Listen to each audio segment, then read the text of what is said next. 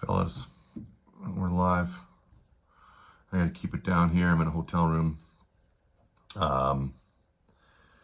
Quick rundown. Divisional round. To those who are still here, congratulations. To those who got bounced, tough draw. Shit happens. You had a nice run there, guys. Let's be honest. The guys that are meant to be here are still here. All right, and that's legit. The best teams are all in it. The top 8 teams, in my opinion, are here, and it's like straightforward, I think. But let's crash course this. Let's crash course week 1 of the playoffs, the wildcard round. Number 9 Tups defeated number 8 Crenny decisively. Had an all-round average game, or good game all-round for Tupskis. And Crenny just had a shit show of a game. Pickett got injured. His wide receivers and Cook, they all just kind of shit the bed, except for Hill. So Tups is on to the next round. We got Big Easy, number 11, losing to number 6 Brizzy. Gino had a decent game. Peoples Jones as well. Alavi on a bye, which sucks. It's one of your main guys, and everything else for Big Easy went bad, went poorly, pretty much single digits. Brizzy had a subpar performance from his running backs, but he had enough to pull out the victory. You know, what can you do? You just got to beat what's put in front of you. We got number 10 Reg getting shit pumped by number 7 Rebuild 2.0. Now, Rebuild put up 186 in this game on the back of 40 points by Evan Ingram, which, let's be honest, it's not going to happen probably ever again. But he had 30 from C-Mac. Deshaun didn't have a very good game, and Mike Williams had a good game, 24 points. Big game by Trevor Lawrence, which I'm sure Reggie's stoked about, but that was about it from his team. So it's interesting to see with this big performance going forward for Rebuild how they can rally around this performance and hopefully try to duplicate it against 3-time champion. And then the Fist defeated Watt 183-100. Kyler went down with an ACL. Hurts with a big game. Chase is rounding back into form, and Eckler had another steady 24 points, which he seems to do every week, which is fantastic. Knock on wood. So that's last week. So that puts the final standings as of before the lottery draw. As of right now, that puts the final standings at Slaughter at 16, Township at 15, Gord at 14, Hoff at 13. Obviously, all depending on the lottery draw. And then V-Wall at 12 is set in stone. Pollock at 11. Reggie at 10. Which means in terms of the draft, V-Wall stuck at 5. Pollock is 6. Reggie's 7. Crenny's 8. Yeah, so on to the divisional round predictions and outlook here. We've got, this is a really good group of matches here. Like last week was pretty lame in terms of the matches. This week is awesome. And it shows in the projections, but it's also, you can just see, like, you know, you can just tell that there's going to be some great games this week, and there's going to be some good scores. And let's start off with the number 1 overall seed, Kenton. Now, all these projections, keep in mind, include the 5 points for home field advantage. So with that in mind, Kenton, and these are also projections looking at the team as is right now. I don't know if they're going to be changing their lineup or what, you know what I mean? So, sorry, I just gotta adjust this thing so it doesn't fall. So they can be changing their lineup, and it'll affect things minorly. I looked through the benches to make sure there wasn't any glaring you know,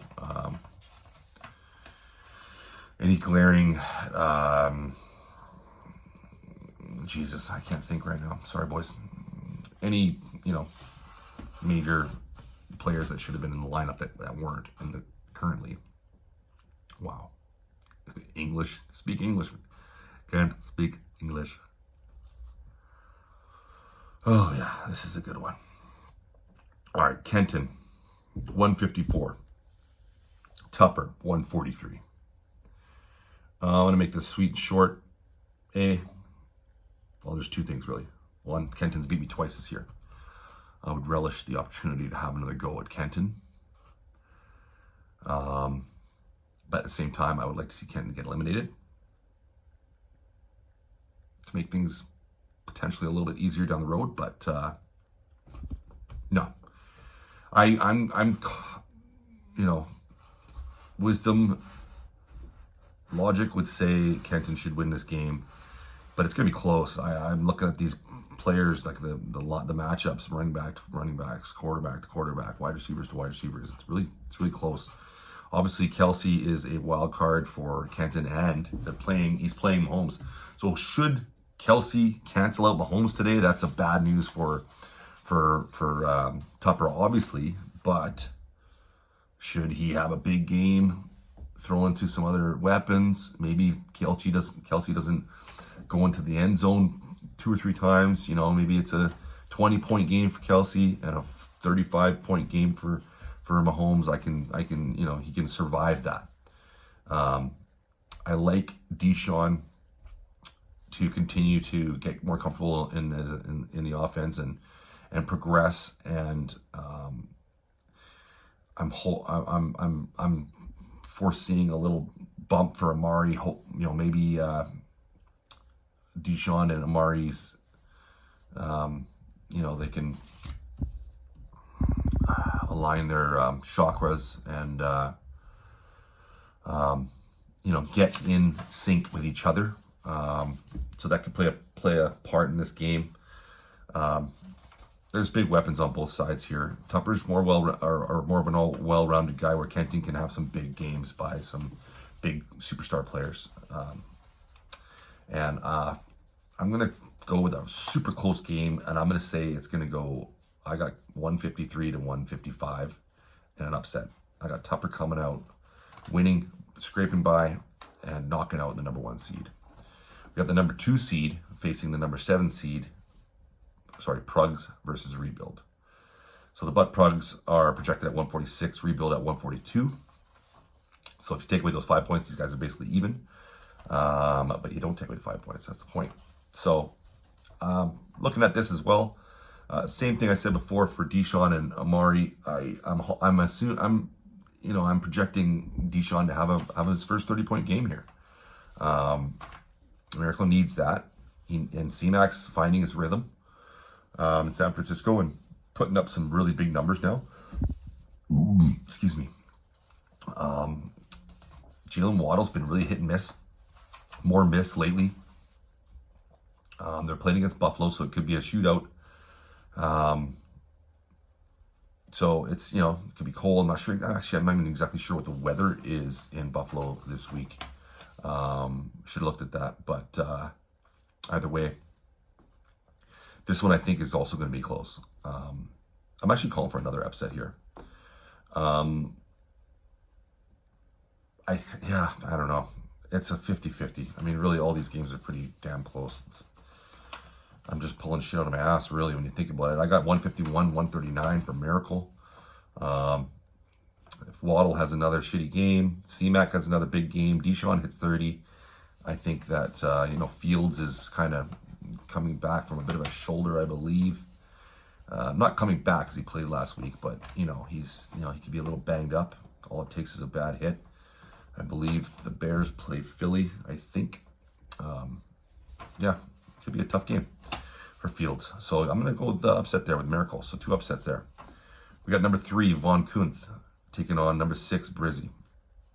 Another close game. Projected 145 to 136 for Kev. I'm going to pick Kev in this game. A little bit lower scoring for both of them. I'm going to say 140, 129. I think with the quarterback edge is significant. I think that Andrews could possibly cancel out Hundley. I mean, Diggs is awesome. I think that this is going to be a close-ish game and a little bit lower scoring than what projections are calling for. I'm saying Kev's going to advance. And then it's Russ, number 4, Russ, number 5, Fist. A little digging here. Russ is projected 152. Fist is projected 160.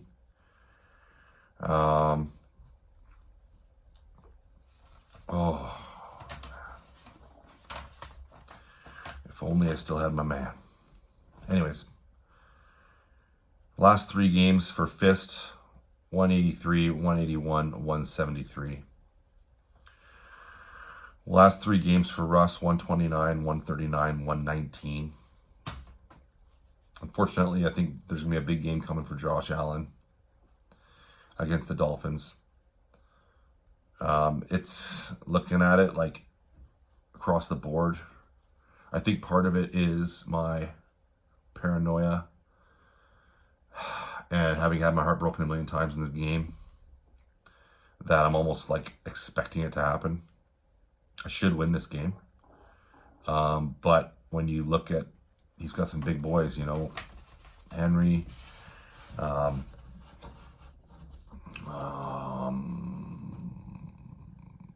Kamara still on his team, I believe. Actually, I don't know if Kamara was in his starting lineup. He may even be projected for more than that. Anyways, besides the point, I can't remember his wide receiver. Who Russ's wide receiver is. Anyways, whatever. He had one good wide receiver, I think. But either way, it's close. And I wrote that it may come down to like a big game or two from somebody's defensive players to make a difference in this game.